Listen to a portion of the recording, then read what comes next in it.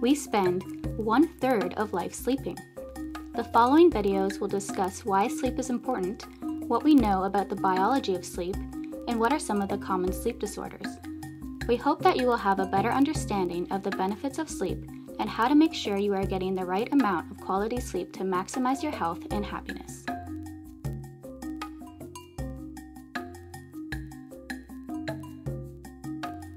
You might have wondered, as many people do, why we need to sleep. Why is it so important? You will spend nearly 1/3 of your life sleeping. That's a lot of time. Think about it. When you sleep, you're unaware of your external surroundings. You lose all perception of the outside world. In fact, as soon as you fall asleep, most of your senses are turned off. You're unaware of the sights, the sounds, and the smells around you. This is an extremely dangerous state to be in, especially if you're prey to a larger animal on a food chain. This is why most animals find a safe place to sleep, why we as humans sleep in rooms in safe environments. Why would you naturally turn off all of your senses if sleep weren't critically important for maintaining health? This gives you reason to learn about sleep and all of its benefits. Sleep increases your concentration levels. This allows you to learn and focus in school. It boosts your immune system so that you can avoid getting sick. And thirdly, it increases your emotional well-being. During sleep, human growth hormone is released from your brain. It helps your body grow, repair damage, and build muscle.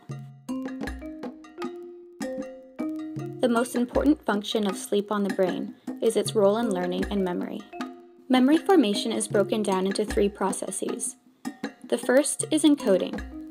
This happens when you're awake and take in new information. The second is consolidation. This happens when you sleep and the new information is stored in your brain. The third is retrieval, which is when the stored information in your brain is accessed and recalled, or in other words, when you remember the information.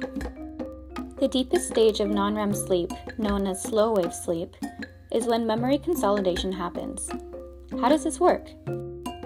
Sleep promotes the formation of new connections between brain cells. These connections are called synapses. Synapses are where your memories are stored.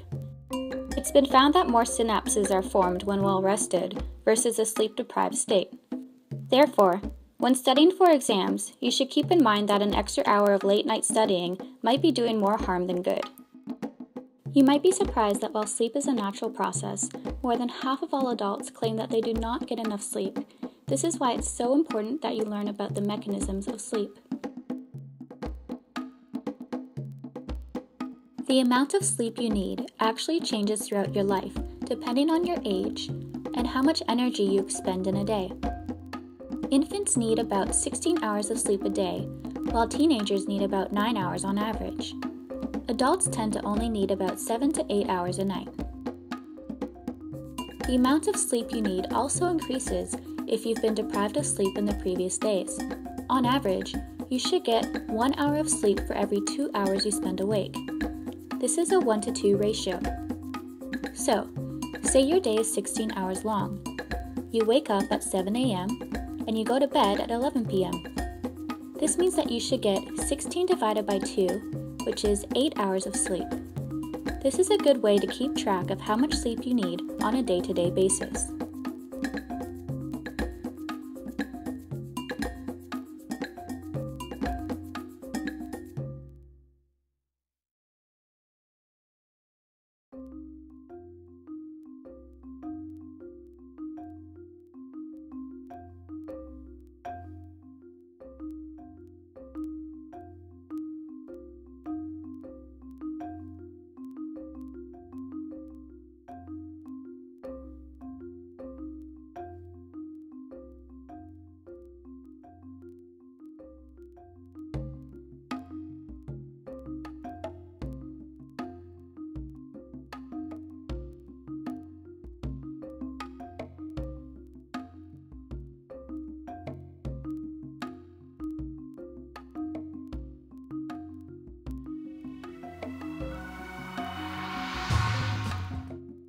The recording says it all. High school students weren't even able to make it through a sleep study session without resisting the urge to respond to that late-night text.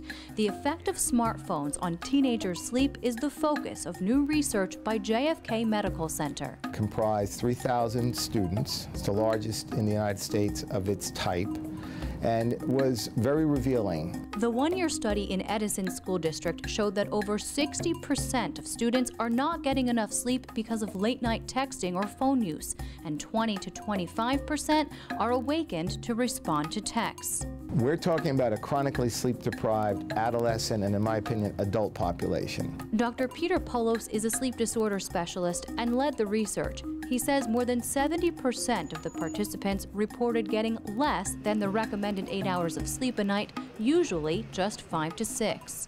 Quality and quantity of sleep are important for brain development, for organizing thoughts of the day, helping with memory consolidation. We know that normal sleep is critical for development, physiologic development. It's just so tempting, and it takes so much self-control to actually know when to shut that off. But that's exactly what teenagers should be doing, according to Dr. Polos. The sleep deprivation is causing problems with brain development and academic performance for adolescents in their prime for growth. Previously, I used to spend a ridiculous amount of time on my phone, and it would interfere with my sleep. So I had to take specific steps to be able to say, no, I need my sleep. So I feel like using my phone is so distracting, and then if I'm responding to a text, then I'm thinking about that text and I'm waiting for the other person to respond, and then before you know it, I lost like an hour of sleep. So it's really important for me to just keep it on silent. Polo says there's a real effect from that. Your brain needs time to unwind and disconnect before bed, not to mention delayed sleep onset caused by staring at screens with blue light or any light waves. It interrupts the release of melatonin. It really becomes incumbent upon the parent to say, okay, there is a set off time and a set on time for the phones. We don't yet know about the long-term effects of this all-night tech use, but doctors are concerned about future development and performance.